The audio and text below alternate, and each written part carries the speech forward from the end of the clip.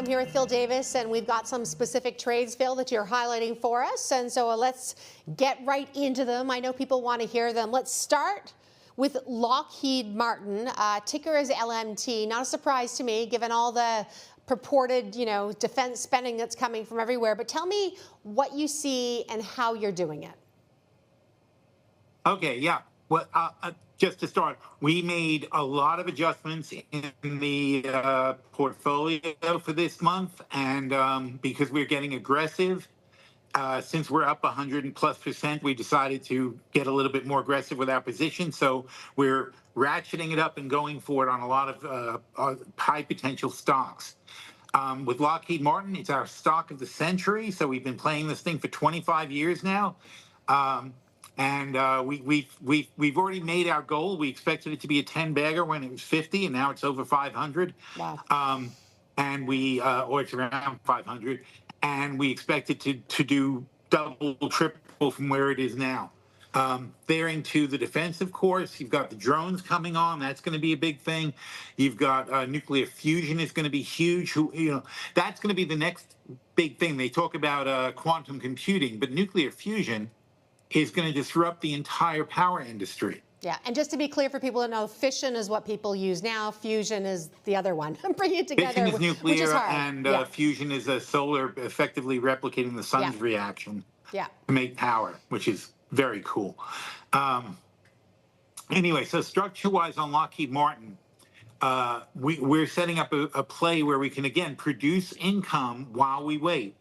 And that's why you see some funny ratios here, where we're looking to buy 5 of the 2028 450 calls. We're going to sell 4 of the 500 calls. So it's basically a 450, 500 spread. But notice that we're one short on the sell. And then we're selling a couple of puts at 400, which is almost 20% below the current price. We really don't think we're ever going to see that price again for Lockheed. And then we're going to now utilize that gap that we have. So we have the tying gap of 2028, and we bought 5 and sold 4. So now to draw an income, we're going to sell 2 January $490 calls, and we're going to sell 2 January 480 puts. Now, remember what I said about all premium expiries worthless? They can't possibly both come in. One or the other will expire worthless. So it's almost like we sold either side for $35. One's 17, one's 18. So we have a $35 leeway for profit from that sale. Anything under 35, we start winning on both ends. And if it actually hits our target, right about 500, we could make $7,000 in 1 quarter. So you just collected 7 for that, you said, for the quarter. But just can I ask you, and I always ask this, what's the downside? Like, what do we have to be careful of with this one? The downside is your puts. So we sold 2 puts of 2028, the $400 puts, and we sold two puts of the 480 puts in January. And so if Lockheed Martin is below 480, we run the risk of being assigned 200 shares in January.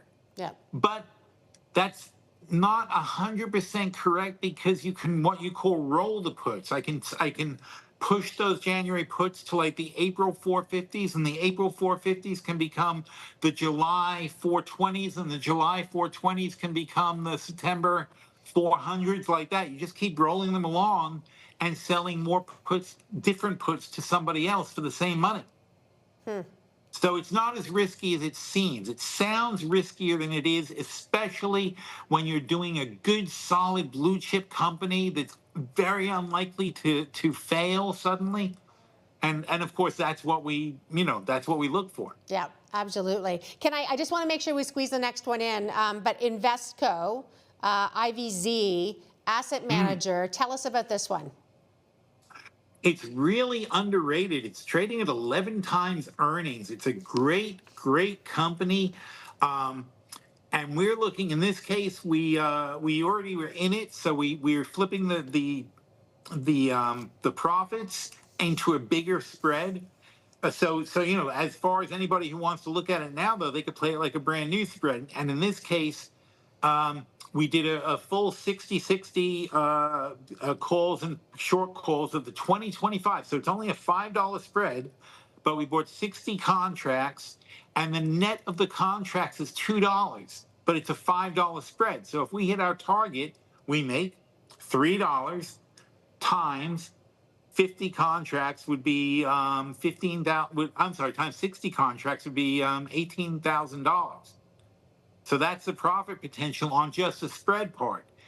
Then we sell some short puts just to bring in some cash. And again, I'm willing to buy 1,000 shares of Invesco for $20. So when we sell the $20 puts, we get $3,500 for selling the puts.